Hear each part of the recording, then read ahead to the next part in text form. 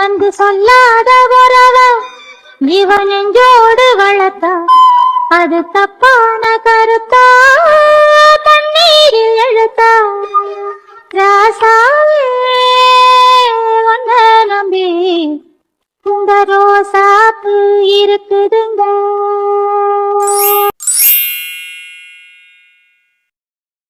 என்னப்ல நீ மட்டும் வந்திருக்க, கையல் வரலையா? கையில் பஸ்ஸை விட்டுட்டால, அதான் அவள் அடுத்த பஸ்ஸுக்கு வருவான்னு சொல்லிட்டு வந்த பஸ்ஸில் நான் வந்துட்டேன். ஏம்ல இருந்து கூட்டிட்டு வந்திருக்கலாம்ல. திருக்கி மாதிரி பேசாத, யாராவது வேணுனேவா விட்டுட்டு வருவாங்க?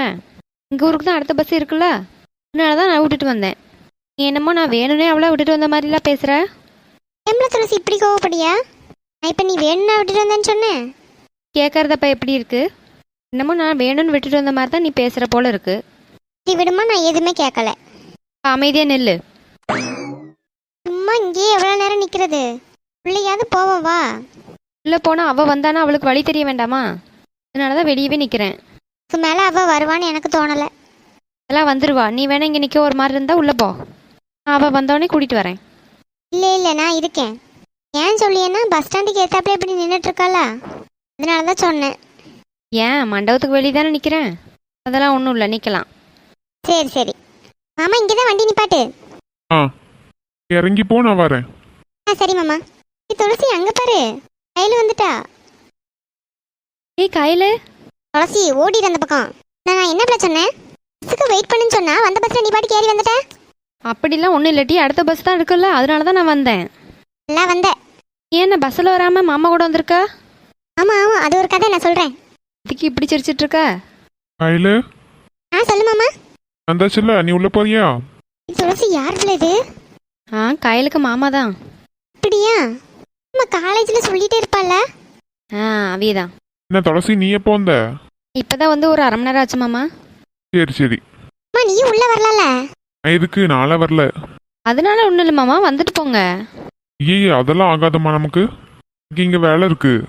அப்போ என் வேலையை பார்க்காண்டாமா? அம்மா வா மாமா, என் ஃப்ரெண்ட்ஸ்க்குலாம் உன்னை இன்ட்ரடியூஸ் பண்ணி வைப்பேன்ல. வேண்டவே வேண்டாமா? ரொம்ப தான் பிஹேவ் பண்ணியா நீ. சரி விட்டுட்டி, உங்களுக்கு ஏதாவது வேலை இருக்குல்ல. சரிடி. நீ கமலா இங்கே தான் நிற்கிறியோ? ஏம்ல நீ என்ன பார்க்கவே இல்லையோ? அவளுக்கு பக்கத்தில் அவங்க மாமா நிற்காங்கல்ல, அதனால் யாருமே கண்ணுக்கு தெரிஞ்சிருக்காது. சும்மா இருவில துளசி. யாருல்ல இது? என்ன சொல்லியிருக்கேன்ல காலேஜில் எங்கள் மாமா ஒருத்தவங்க இருக்காங்கன்னு. என்ன ஃப்ரெண்டு கிட்ட எல்லாம் சொல்லிருப்ப போல நம்மளை பத்தி. இதுக்கு தான் இப்படி இந்த பிள்ளை சொல்லி தெரியுதோ.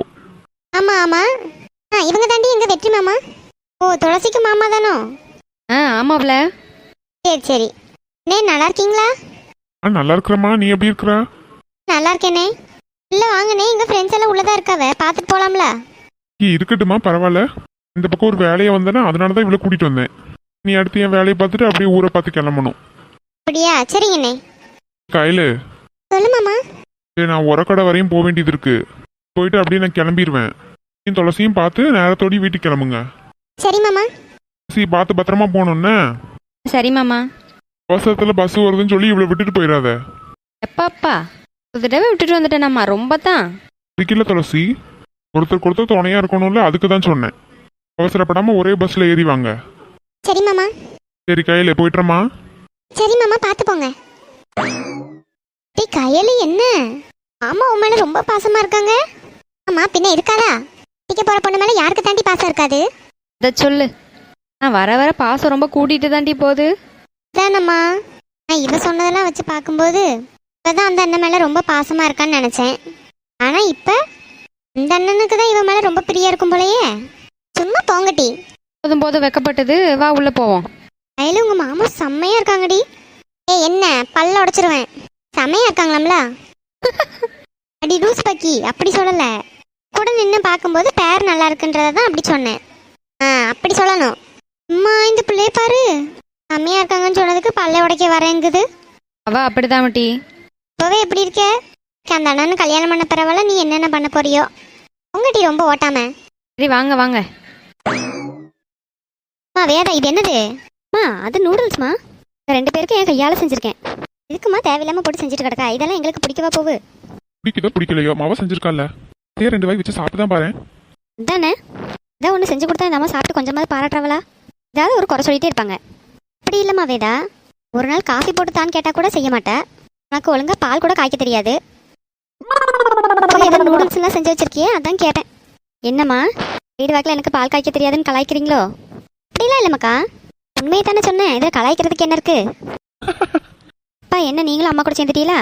இப்படி 2 பேரும் சேர்ந்து என்ன வெறுப்பேத்துனா கோபமாகி நான் செஞ்ச சாப்பாடு நீங்கள் ஒன்றும் சாப்பிட வேண்டாம்னு சொல்லுவேன். என் நூடுல்ஸ் வந்து தப்பிச்சுக்கலாம் தானே இந்த பிளானை போடுறீங்க? என்னங்க உங்கள் மகன் என்ன பிளான் போட்டாலும் கண்டுபிடிச்சிட்டா? என் மகள்ல அப்புறம் எப்படி இருப்பா? ஆமாம் ஆமாம், இதுக்கு ஒன்றும் குறைச்சல் இல்லை. டாடி சாப்பிடுங்க டாடி. நான் சாப்பிட்றேம்மா. ஆமா, எங்க என்னாச்சு? இது ரொம்ப காரமா இருக்கே. ஐயோ டாடி காரமாவா இருக்கு? ஐயோ ஆமா, என்னம்மா போட்டு செஞ்சாவேதா இவ்வளோ காரமா இருக்குது? கலரே வரலன்னு சொல்லிட்டு சில்லி பவுடர் இருக்குல்ல அதான் டாடி போட்டேன். ஏடி கலர் வரலன்னா ஃபுட் கலர் ஆட் பண்ண வேண்டியதானே? கலர் வரலன்னு சொல்லிட்டு மிளகா பொடி எடுத்து போட்டால் அப்போ காரடிக்காம என்ன செய்யும்? எனக்கு அதெல்லாம் தெரியவே இல்லைம்மா. நான் இதான் முன்ன பின்ன சமைச்சிருக்கேனா? சமைச்சது இல்லைல்ல, அப்போ அம்மா கிட்டையாவது இல்லை அந்த அக்காட்டையாவது கேட்டுக்கணும். நீ பாட்டு கைக்கு எந்திரதை எடுத்து செஞ்சு வச்சா சாப்பிட்றவங்களுக்கு தானே பாதிப்பு ஏற்படும். அம்மா முதல் முறை சில தவறுகள் ஏற்படுத்தாம செய்யும். ஆமாம் 21 வயசு ஆயாச்சு, ஒன்று சமைக்க கூட தெரியல. நீ போகிற இடத்துல போ, உங்கள் மாமியார் நல்லா வாயிலே குத்துவா. அதெல்லாம் அப்போ பார்ப்போம். இப்போ ஏன் மம்மி பேசுகிறீங்க? இந்த ஜென்ரேஷனில் எல்லாரும் வீட்டு கால் வச்சுக்கோங்க சமைக்கிறதுக்கு.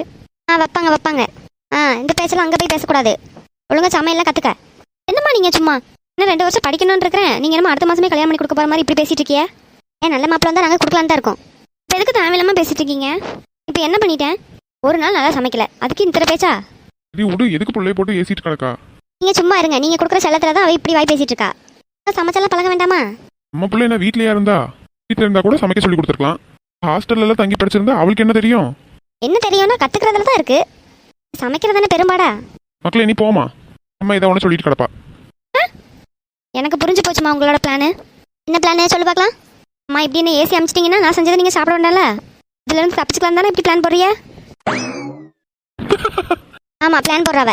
ரூமுக்கு போவேதா பேசாம? பாரு என்னென்னத்தையோ போட்டு செஞ்சு வாயில் வைக்க முடியுதா? இவ்வளோ கரத்தை அள்ளி கொட்டி வச்சிருக்கியே. இப்படி செஞ்சு இந்த நூடுல்ஸோட பணம் வேஸ்ட்டு, கேஸ் வேஸ்ட்டு, எல்லாம் வேஸ்ட்டு தானே. ரூமுக்கு போகிறேன். காசே செஞ்சு கொடுத்தேன்ல, இப்படிதான் ஏதாவது ஒன்று சொல்லுவீங்க. கொஞ்சமாவது நல்லா இருக்குன்னு சொல்கிறீங்களா? நல்லா இருக்குமா? அப்பா நான் சொல்றேன்ல. இதான் எங்கள் டாடி தான் எனக்கு எப்போவுமே சப்போர்ட்டு. இவ்வளோ காரத்தை சாப்பிட்டுக்கிட்டும் நல்லா இருக்குன்னு சொல்கிறாரு, என் மனசு கஷ்டப்படக்கூடாதுன்னு. ஒரு வாய் கூட வைக்காம இந்த அம்மா ஏச தான் செய்கிறாங்க. எந்த விதத்தில் நியாயம்? இதை பார்க்கவே சாப்பிட பிடிக்கலாமா? மாதிரி புழுவாக இருக்குது. அது அப்படிதாம்மா இருக்கும். நீங்கள் ஏன் புழுன்னு நினைக்கிறீங்க? நூடுல்ஸ் நினச்சி சாப்பிட வேண்டியதானே? என்னம்மா எனக்கு அதெல்லாம் சாப்பிட முடியாது. நீ வேணா சாப்பிடு. இல்லைம்மா எனக்குலாம் வேண்டாம், நீங்களே சாப்பிடுங்க. நான் ரூமுக்கு போகிறேன். சார் தப்பிச்சு ஓடிடுவோம். அம்மா அப்பாவாலே சாப்பிட முடியலன்னா நம்மளால சுத்தமாக தொட்டு கூட பார்க்க முடியாது. இப்படி ஓடியா பார்த்தீங்களா? சரி விடு, சின்ன பிள்ளை தானே. இங்கே இன்னும் கொஞ்சம் நேரம் இருந்தால் நம்மளை சாப்பிட சொல்லி வாயில் ஊட்டி விட்டுருவாங்களோன்னு எப்படி பயந்து ஓடிட்டா? மக சரியான நல்லா தானே இருக்கா? இந்த மாதிரி தப்பிச்சு வர விஷயத்துல மட்டும் ஒன்னே மாதிரி. எங்க கையில காணா? அவள் கூட படித்த பிள்ளைக்கு ஏதோ கல்யாணம் சொல்லி போயிருக்காமா? எங்கே போயிருக்கா? ராமநாதபுரத்துக்கு தான் போயிருக்கா.